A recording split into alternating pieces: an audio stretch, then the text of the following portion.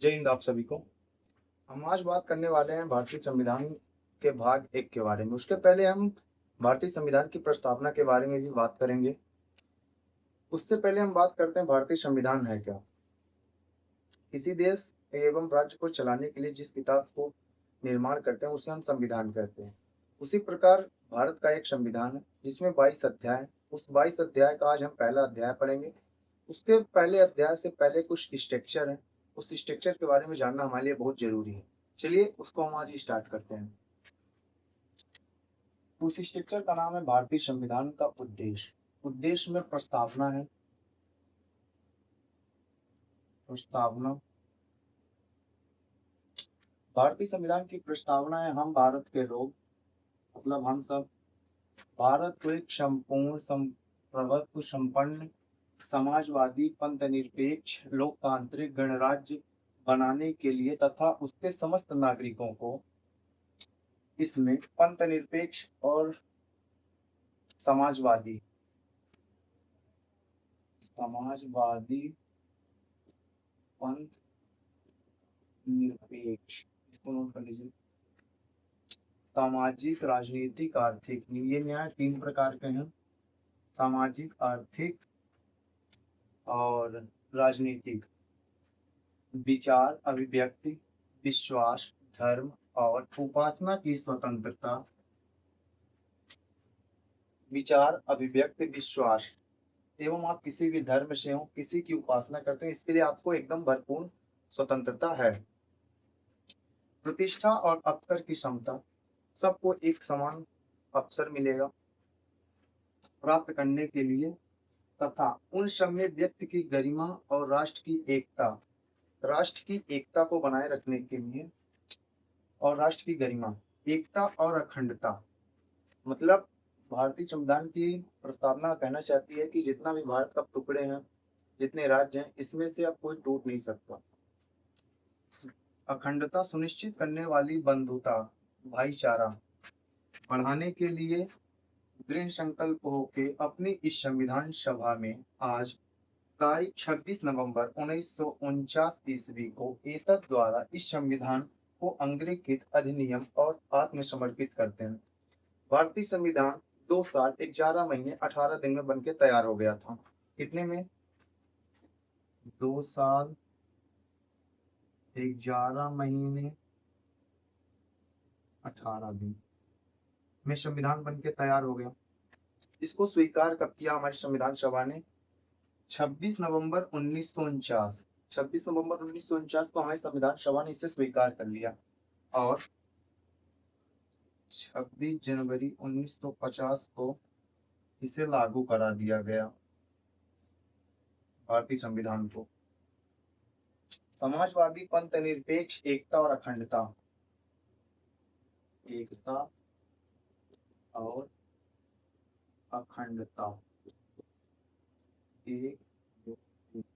इन 3 शब्दों को वेलिशामा संशोधन 1976 में इन 3 शब्दों को जोड़ा गया। पंथ निरपेक्ष का अर्थ है भारत कोई भी धर्म का राष्ट्र नहीं है। भारत किसी भी धर्म का राष्ट्र नहीं है, राष्ट्र नहीं है। उसी प्रकार एक शब्द यहाँ आता है धर्मनिरपेक्ष। धर्मनिरपेक्ष,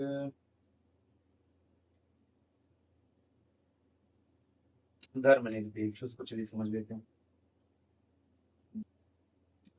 धर्मनिरपेक्ष का मतलब होता है सरकार किसी भी धर्म का साथ नहीं देगी तथा वह सब में एक समान का भाव रखेगी। सरकार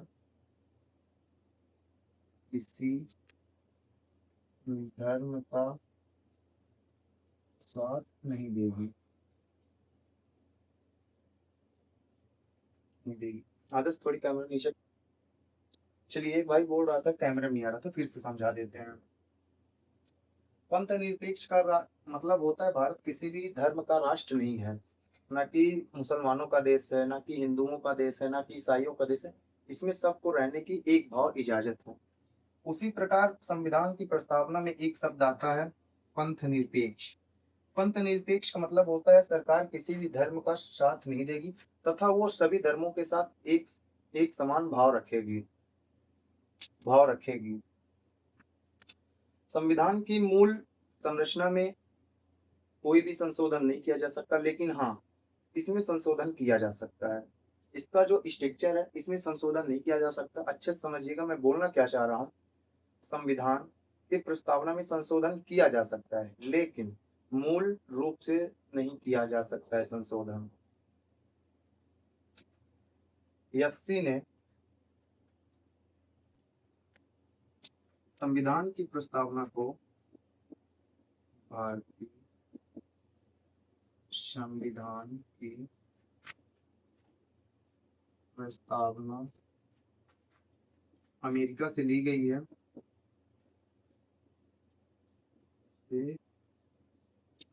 है, इसकी भाषा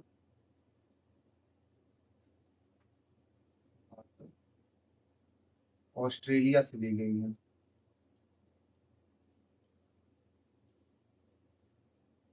यस्सी सुप्रीम कोर्ट भारतीय संविधान का भाग प्रस्तावना को भाग मानता है। प्रस्तावना को भाग मानता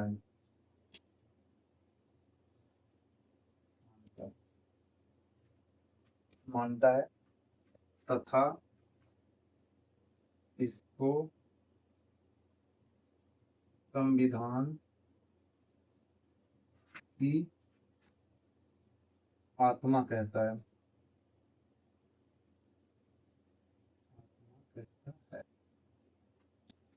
भारतीय संविधान की प्रस्तावना को कुंजी भी कहा जाता है। प्रस्तावना इक्वल टू कुंजी, कुंजी भी कहा जाता है। बहुत लोगों के मन में विचार रहता है कि भारतीय संविधान को अम्बेडकर जी ने लिखा है। भारतीय संविधान लेखक, भारतीय संविधान के लेखक हैं प्रेम बिहारी नारायण राय यादव। क्या है लिखते हैं इसको आप सब ले लेना।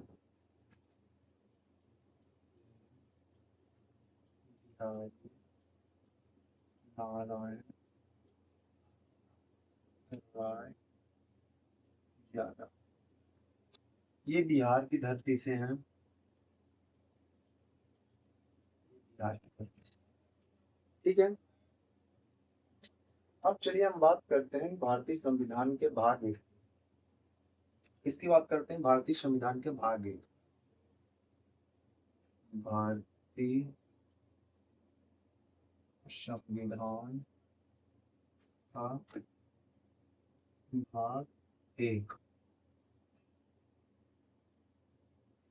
भारतीय संविधान का भाग एक। भारतीय संविधान के मुख्य पेज में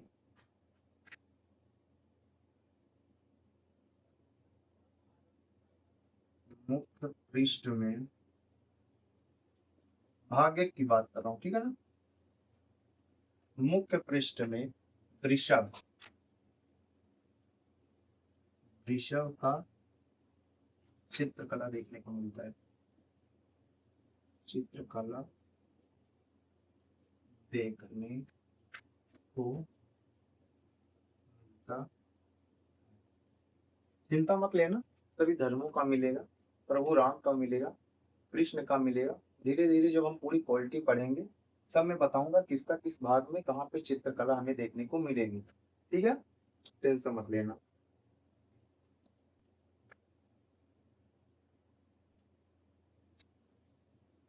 ये चीज जो वृषभ का चित्रकला देखने को मिलता है, ये हमें बताता है कि उस समय हड़प्पा कालीन है। हड़प्पा कालीन में अखंड भारत का प्रतीक, अखंड भारत था, अखंड भारत था। चलिए अब हम मुख्य रूप से बात करते हैं भारतीय संविधान के भाग 1 एवं उसके अनुच्छेद के बारे में। चलिए बात करते हैं भारतीय संविधान के भाग 1 के बारे में। भाग 1, संघ और राज्य। ठीक, इसमें संघ और राज्यों का वर्णन है। इसमें आर्टिकल मतलब अनुच्छेद अनुच्छेद 1 से 4 की चर्चा की गई है।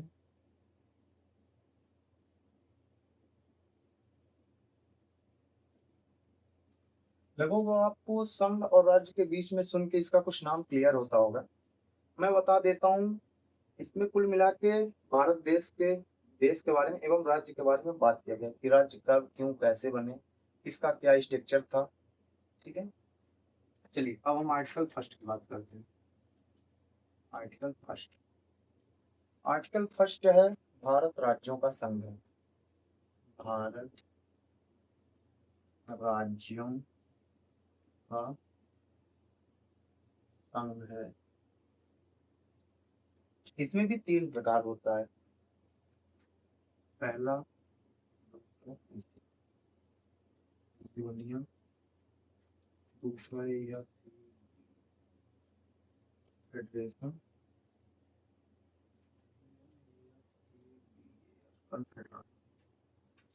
कॉन्फेडरल में छोटे छोटे राज्य मिलकर एक देश का निर्माण करते हैं तथा वो अपनी कुछ शक्तियां उस देश को देते हैं तथा इसमें से जब चाहे अलग हो सकते हैं, दूसरा फेडरेशन। फेडरेशन में भी वही हाल है।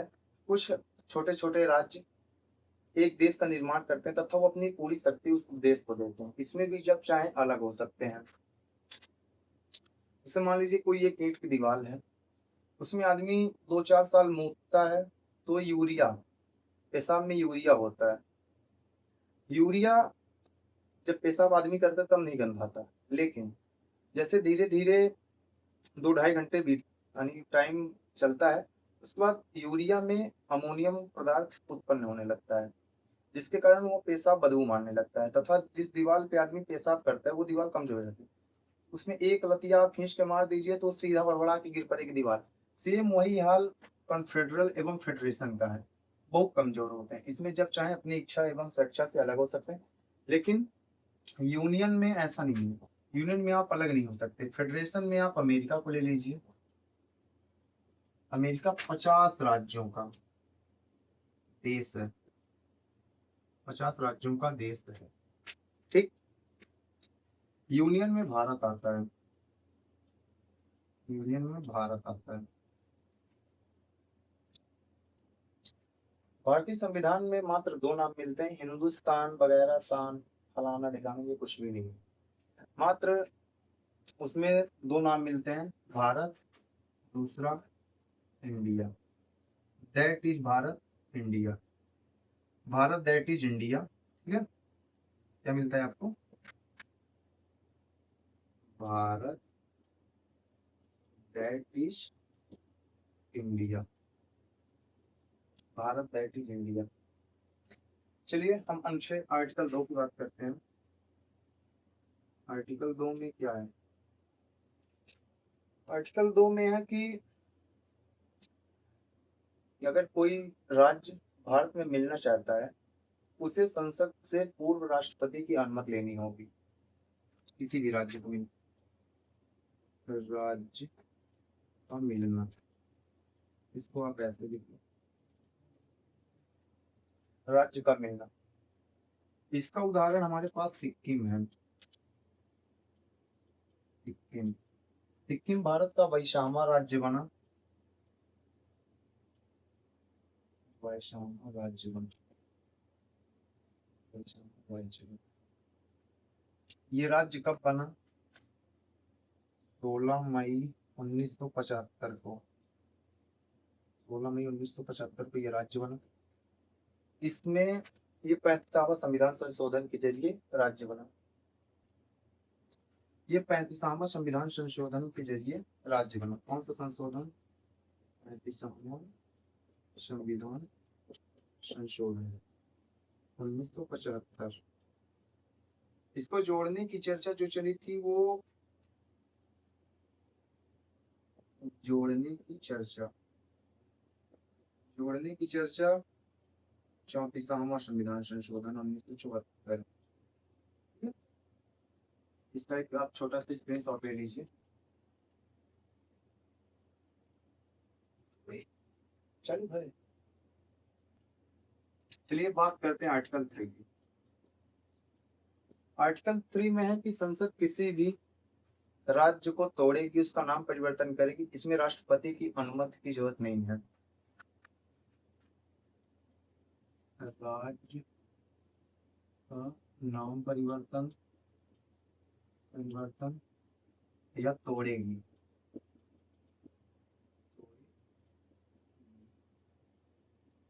राष्ट्रपति की अनुमति नहीं जरूरत, राष्ट्रपति की अनुमति की जरूरत नहीं। चलिए इसके भी कुछ एग्जांपल देख लेते हैं, जैसे किस किस राज्यों को कब जोड़ा गया। जैसे 1 नवंबर 2000 को एमपी से छत्तीसगढ़ बना। 9 नवंबर 2000 को यूपी से उत्तराखंड बना। वह 9 को है, ठीक है ना। 15 नवंबर 2000 को बिहार से अलग होकर झारखंड बना। बिहार से झारखंड, बिहार से झारखंड। चलिए सेम उसी प्रकार आंध्र प्रदेश से तेलंगाना बना। आंध्र प्रदेश से तेलंगाना बना। ये कब बना? 2 जून 2014 को, ठीक है। आंध्र प्रदेश से तेलंगाना बना, यूपी से उत्तराखंड बना, बिहार से झारखंड बना, मध्य प्रदेश से छत्तीसगढ़ बना। चलिए बात करते हैं अनुच्छेद 4 की, अंतिम अनुच्छेद है, ठीक है, भाग फर्स्ट को। अनुच्छेद 4 में है जब संसद अनुच्छेद 2 का प्रयोग करेगी, मतलब किसी राज्य को अपने में मिलाएगी, और जब अनुच्छेद 3 का प्रयोग करेगी, किसी राज्य को तोड़ेगी या उसमें परिवर्तन करेगी, तब राष्ट्रपति की जरूरत नहीं है, क्योंकि इसे 300 अनुच्छेद 368 के बाहर रखा गया है, और 368 में राष्ट्रपति की अनुमति की जरूरत नहीं होती है। चलिए इसको समझते हैं। 368 संविधान संशोधन है, इसको हल्का विस्तृत ढंग से समझ लेते हैं। जब आर्टिकल 3 एंड आर्टिकल 4 का प्रयोग करेगी, मतलब 2 और 3 का प्रयोग करेगी अनुच्छेद 4 में, तब इसे राष्ट्रपति की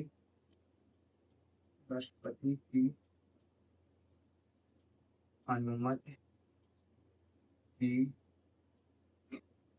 जरूरत नहीं होती है, क्योंकि इसे आर्टिकल 368 में नहीं रखा गया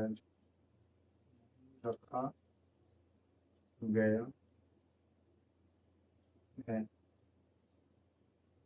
ये हो गया। चलिए भाग फर्स्ट कंप्लीट हो गया, आज भाग फर्स्ट कंप्लीट हो गया, और भारत की प्रस्तावना भी कंप्लीट हो गई है।